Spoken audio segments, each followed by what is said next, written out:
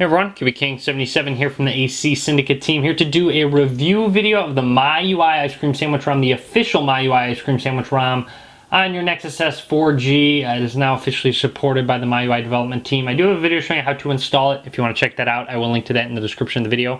But let's go ahead and jump into it. So here it is. As you can see, MIUI look to it. One thing that is very unique about it is that the launcher itself does not have an app drawer, so you will have all your apps on your main pages. As you can see, there's no app drawer. You can install a third-party launcher from the market if you so choose. But let's go to Menu, Settings, scroll down, go to About Phone, and as you can see right here, Android version 4.0.3, MIUI Android. So there you have it. We are on Ice Cream Sandwich, of course, so that's kind of nice. Anyways, as you can see, the settings menu looks kind of similar, except the theming is different. One thing I do want to point out, which is great about this ROM, is that the theming is awesome. You get so many theming options in the themes application. I'll get to that in a little bit. But anyways, let's go over some other things. You do have a folder option within this launcher. As you can see, I've got a tools folder set up that gets set up by default. So that's kind of nice that we have that option. Otherwise, there are many different things that make this ROM unique. Some applications. The browser is awesome. I really do like the MIUI browser. Let it sign in. I haven't went to it yet. But as you can see, first of all, you got your bookmarks on your home page, and then you go to it. It loads up. I'm on Wi-Fi right now, but let's open up a new tab, and we can type in a URL. Let's go ahead and type in one. As you can see, it comes with the stock ice cream sandwich keyboard, so kind of nice there. Let's try acsyndicate.net. Hit go, and it should load right up, considering I'm on Wi-Fi, of course. But while that loads up, as you can see, you've got both your tabs open. When it loads up, loads right up, which is kind of nice. Pinch to zoom works very well. As you can see, no lag at all. It's actually really nice.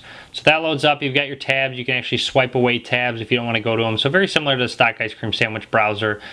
So that's kind of nice. So that's one nice feature about the ROM itself. Let's go ahead and go home.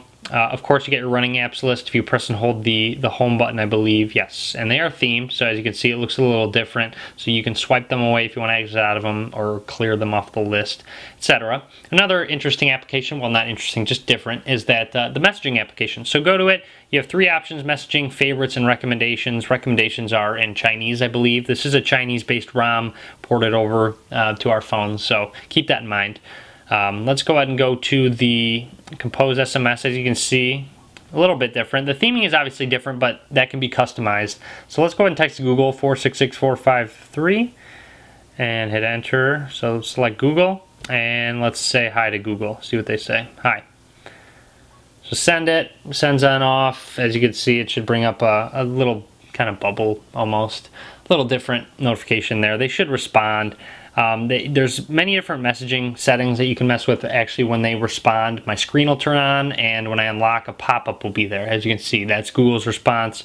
You can just respond straight to it. Just type a message. I think you can select it and it'll go to it, which is nice. So you have those options. All you have to do is go to the messaging application, press menu, go to settings, and you have all these options where it'll show a preview, it'll screen wake. So if you don't want your screen to wake up, just uncheck it, etc. So you have all those different options within the settings menu, which is great that you can really edit all of those and get it to your liking. Dialer wise, as you can see, this would be the MIUI dialer.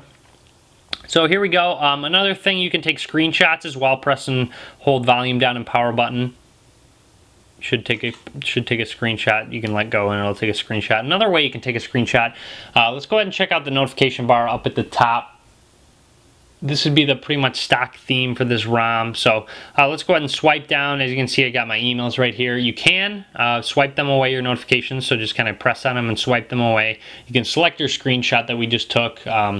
But anyways, this would be the notification bar. As you can see, as you had notifications in there, it showed them. But now, when I go back down, it goes to my toggles option, which is different, obviously. So now you have your toggles, which is airplane mode, Bluetooth, Wi-Fi, GPS, etc. All those different toggles that you do have, which is great. But you have your notification window and your toggles window. But when you have a notification, it will automatically go to your notifications, which is great.